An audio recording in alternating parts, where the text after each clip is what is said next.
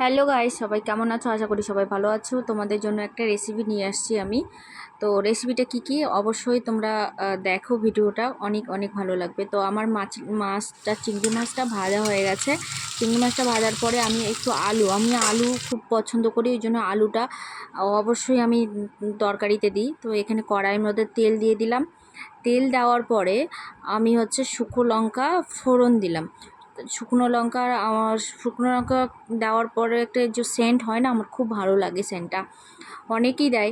তারপরে জিরা দিয়ে দিলাম। জিরার পরে একটু হালকা করে কালো জিরাও দিয়ে দিলাম, যে একটু সেন্ট হবে, ভালো লাগবে, খেতেও ভালো লাগে। তারপরে দিয়ে দিলাম পেঁয়াজ।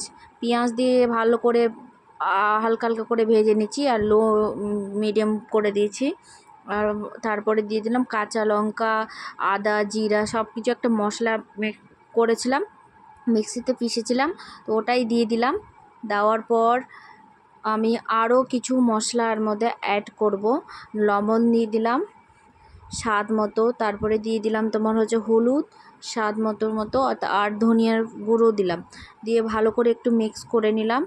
নেওয়ার পরে তোমার টমেটো কেটে রেখেছিলাম, টমেটো দিয়ে দিলাম।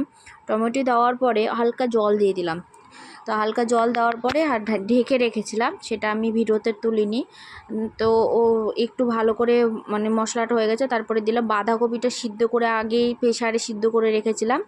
বাঁধাকপিটা সিদ্ধ করার পরে তারপরে আমি বাঁধাকপিটা দিয়ে দিলাম। বাঁধাকপিটা দেওয়ার পরে মশলাটা দিয়ে ভালো করে মিক্স করে ঢেকে রেখেছিলাম। আরও ভালো করে সফট ভালো করে সিদ্ধ হয়ে গেল। হওয়ার পরে তো আমার চিংড়ি মাছটা দিয়ে দিলাম। চিংড়ি মাছটা দেওয়ার পরে এরকম করে অনেকক্ষণ ধরেই একটু করে দেখছি, ভালো কি তোমার মোটামুটি হয়ে গেছে আমার চিংড়ি মাছটা। আর তারপরে ধনিয়ার পাতা কেটে রেখেছিলাম, ধনিয়ার পাতাটা লাস্টে অ্যাড করলাম। ধনিয়া পাতা অ্যাড করার তো বন্ধুরা, এখানে সব কিছু কমপ্লিট হয়ে গেছে, আমার সবজিটা বানানো আমার কমপ্লিট।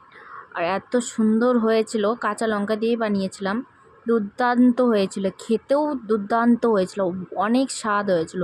তো আমার রেসিপিটা কেমন লাগলো আমার অবশ্যই কমেন্ট করে বলবে বোনেরা। তোমরা অবশ্যই আর একবার অবশ্যই ট্রাই করো বাড়িতে। Bye bye.